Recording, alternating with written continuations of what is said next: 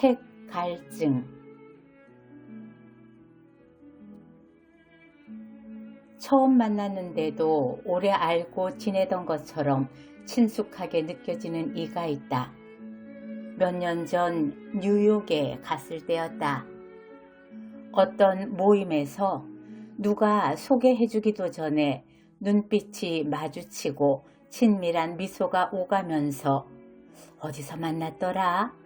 자꾸 고개를 갸우뚱거리게 된 이가 있었다. 내가 먼저 말을 시켰다. 궁금증을 풀기 위해서였을 것이다. 지극히 조심스럽고도 통속적인 질문으로 그와 내가 공유한 시간이나 공간을 탐색하려 했으나 초장에 전혀 그럴 필요가 없다는 걸 알게 되었다.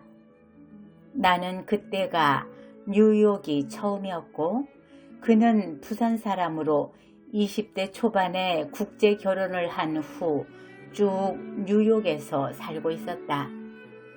그도 날 오랜 지기처럼 느끼고 있다며 그건 아마 내 책을 많이 읽었기 때문일 거라고 했다. 나도 작가이기 이전에 독자로서 좋아하는 저자와의 첫 만남에서 그런 친밀함을 느낀 적이 많기 때문에 이해가 되었다. 그러나 내 쪽에서 그를 단박에 좋아하게 된 것은 무슨 까닭일까? 그 후 몇 번 더 그와 만나서 이야기를 나눌 기회를 가지면서 그의 엄청난 독서량을 알게 되었다. 그가 좋아한 책을 나도 좋아했다는 공감의 폭이 서로 인사도 나누기 전에 독특한 친밀감을 형성했을 것이다. 우리는 그와는 반대의 경우도 드물지 않게 경험하게 된다.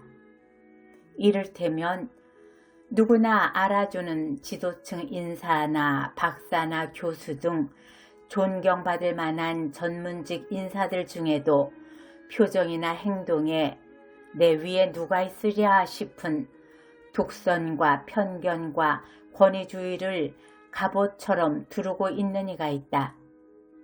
고급의 지식과는 상관없이 꽉 막혀 보이는 사람 말이다. 그런 사람한테는 필요에 의해 아부는 할 수 있을지 모르지만 친해질 엄두는 나지 않는다. 그렇게 해서 뉴욕에서 알게 된 K 부인이 이번에 잠시 귀국을 했길래 만나서 점심을 나누었다. 금년이 음력으로 윤달이 든 해여서 부모님의 묘소를 정리하기 위해 귀국했노라고 했다. 국내에 남아있는 후손이 없어서 이참에 결단을 내려서 화장을 해드리고 나니 마음이 한결 개운해졌다며 밝은 표정을 짓고 있었다.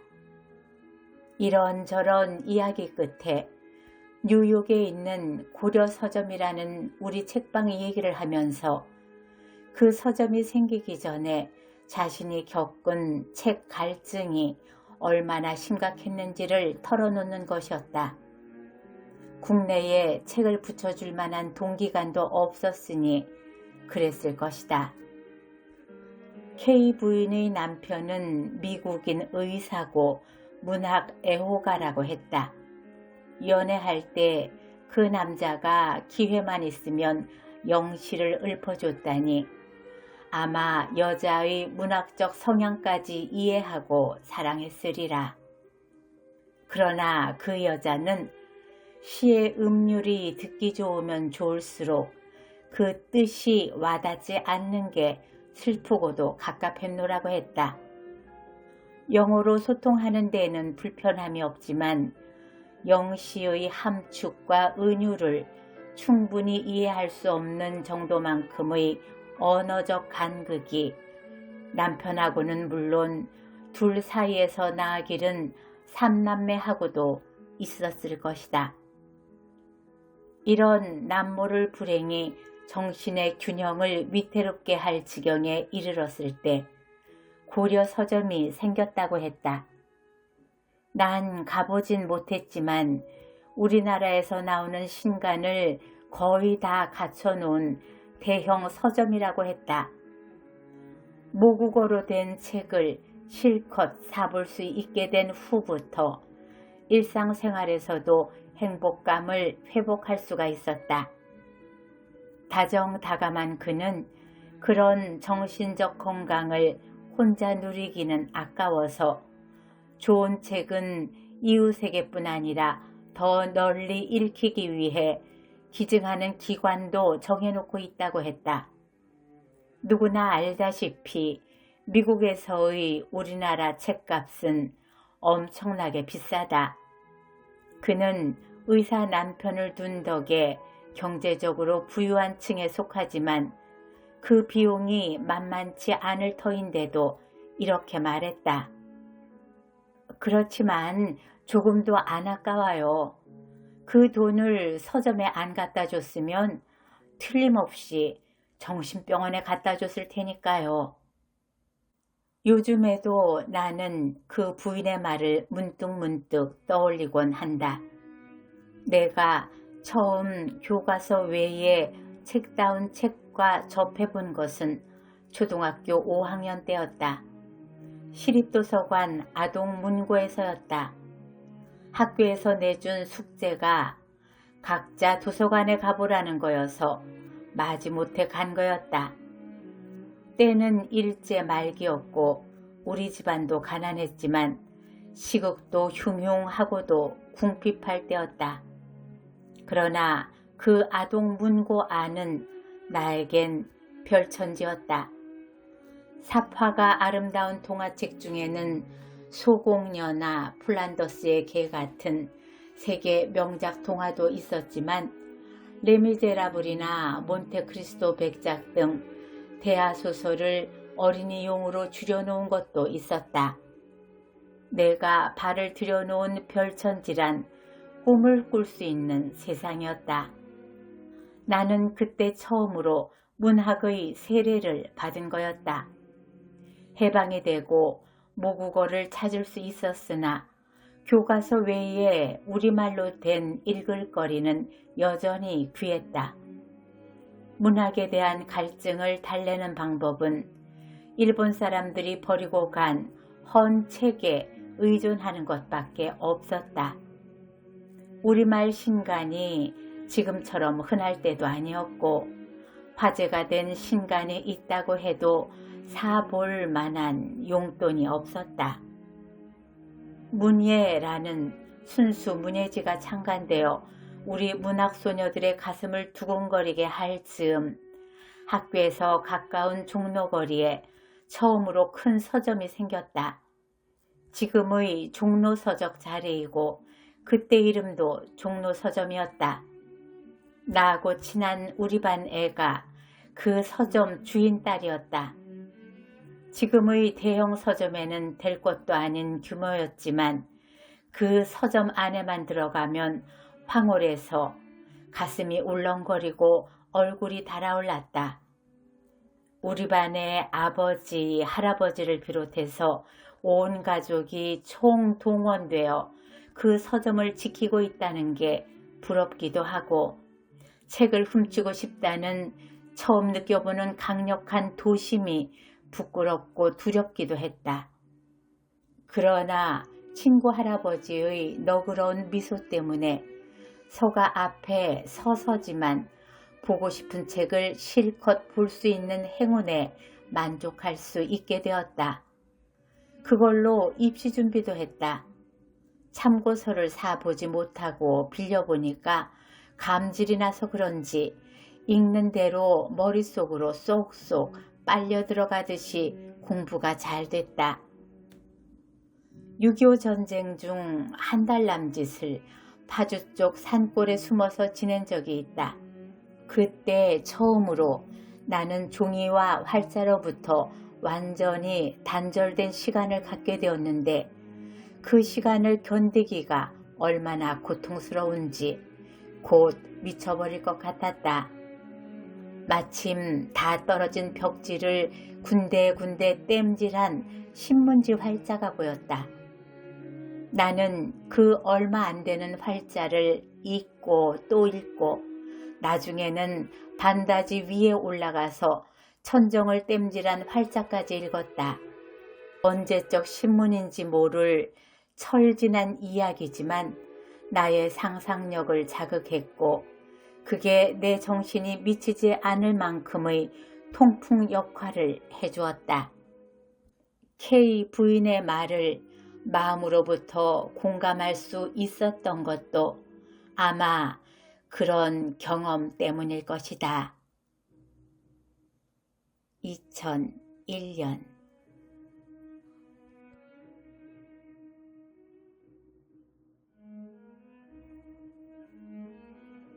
만추.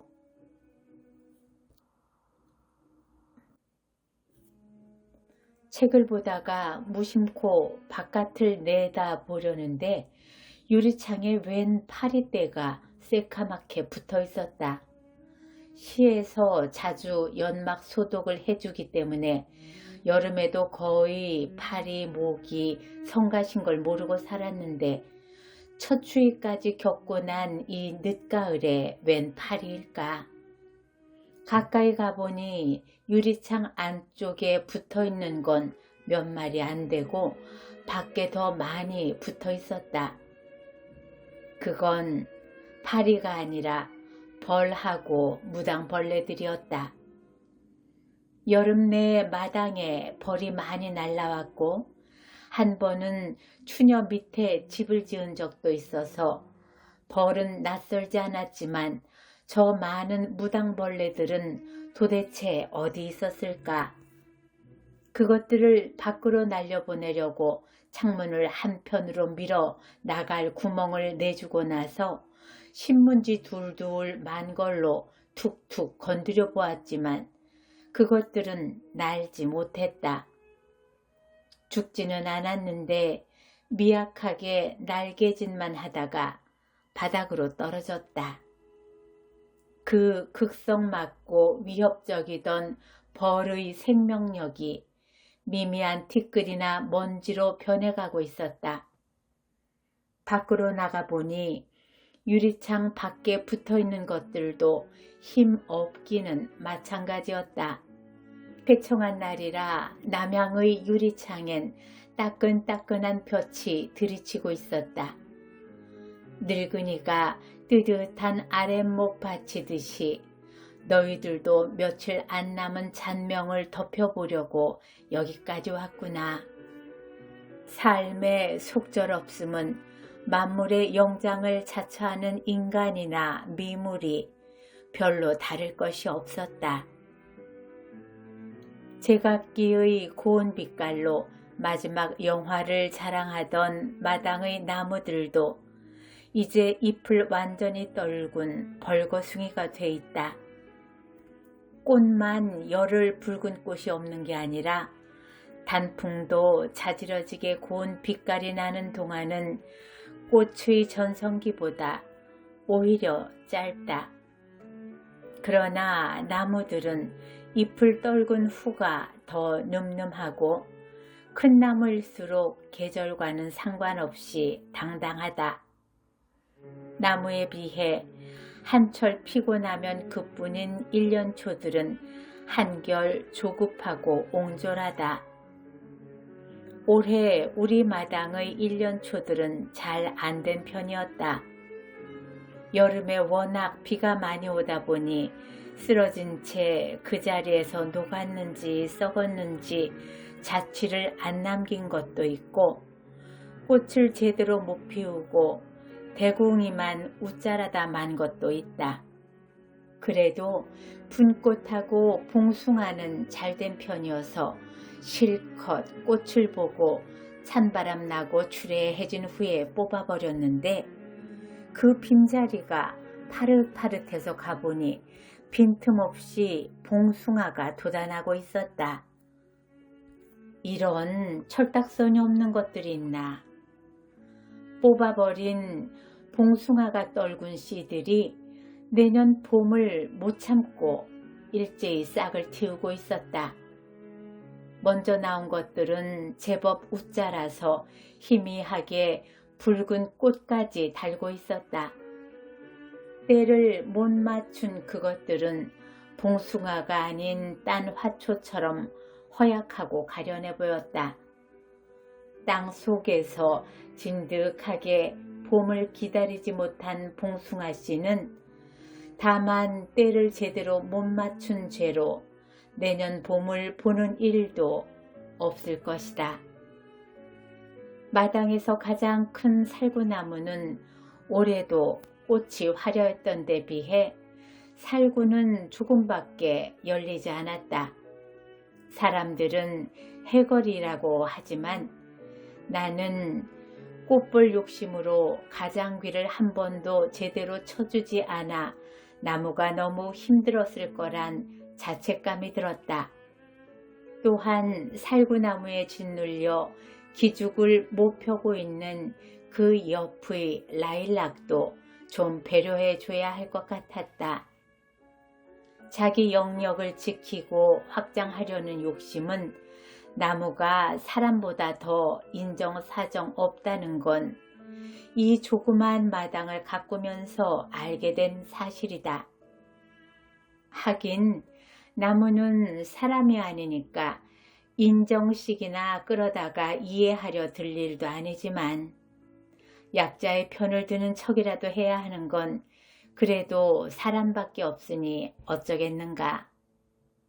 나는 그래서 살구나무가 좀 미워지더라도 라일락 쪽으로 뻗은 가장귀를 왕창 잘라낼 목적으로 튼실한 받침대 위에 올라섰다. 그러나 가장귀를 끌어당겨만 놓고 차마 잘라내지 못했다. 나무의 체온이랄까, 살아있다는 유연감, 피돌기 같은 수액의 움직임, 그런 게 생생하게 느껴질 뿐 아니라 가지마다 다닥다닥 붙은 돌기는 내년 봄에 터뜨릴 꽃망울의 시작이 아닌가.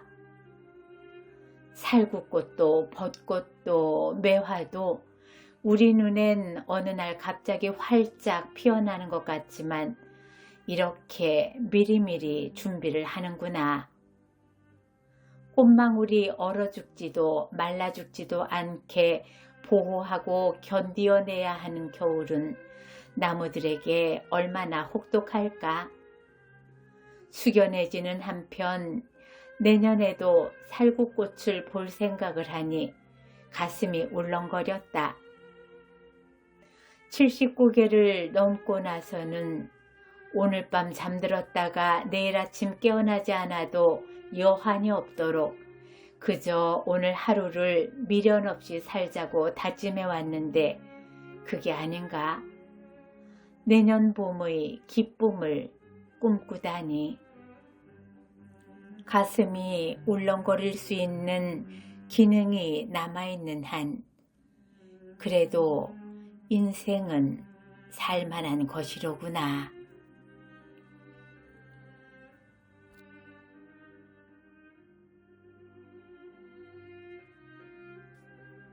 멈출 수는 없네. 추석 연휴가 끝나는 날 동창 몇이서 모일 기회가 있었다. 우리 나이에 여고 동창이란 뭔가. 머리가 허옇다 못해 탈모까지 시작된 주제에 평소보다 한 옥타브 높고 들뜬 목소리로 서로 얘, 제 이름을 부르면서 회춘을 만끽하다가도 별안간 안부를 묻고 싶은 아무개 이름은 생각나지 않는데 느닷없이 옛날 옛적 창씨 개명한 이름이 떠올라 그렇게 불러도 통하는 서로 흉엄을 없는 사이가 아니던가. 그러나 세월과 함께 이렇게 주책만 는 것은 아니다.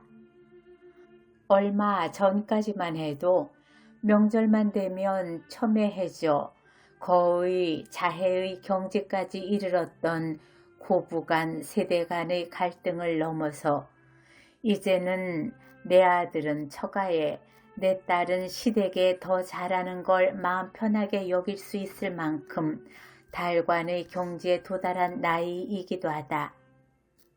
그렇게 별 볼 일 없는 할망구들이 마음 놓고 늘어놓은 수다 중 몇 구절을 간추려 보면, 이번에 내 머리 염색 어떠니? 잘 됐지? 쟤는 촌스럽게 새까맣기만 하면 좋은 줄 안다니까. 부리지도 않놓고 온통 새까맣게 염색한 머리는 늙어도 한창 늙었다는 표시야. 파파 늙으니. 쟤는 그것도 모르고. 아니야, 나 여기 오는데 뒤에서 누가 날 아줌마라고 불렀다니까.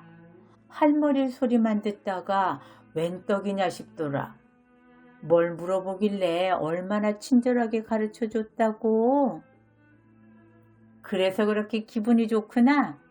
난 혹시 추석에 자식들한테서 굉장한 선물이라도 받은 줄 알았지. 선물은 많이 받았지. 우리 아이들 아직 현역 아니냐?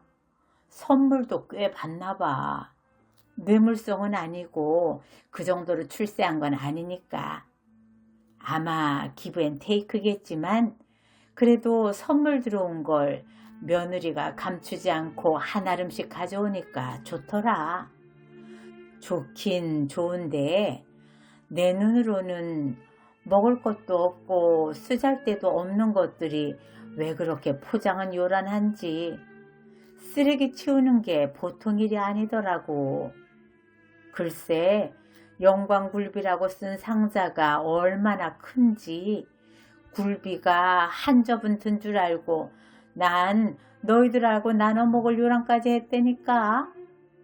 보자기 속에 두꺼운 천으로 된 지퍼 달린 망태기가 있고 망태기 안에서는 스티로폼 상자가 나오고 상자를 여니까 그 안에는 중국산 등나무 바구니 속에 대나무 발과 얼음 판때기를 깔고 굵은 비닐줄에 목을 맨 밴댕이만한 굴비 10마리가 누워있는 거야.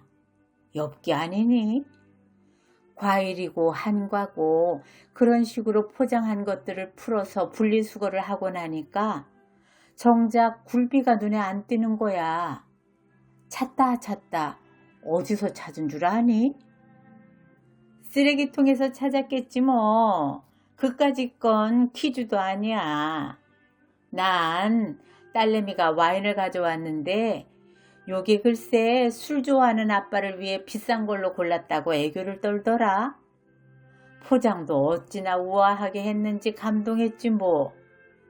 그런데 포장을 풀고 상자를 여니까 와인병 위에 봉투가 있는 거야.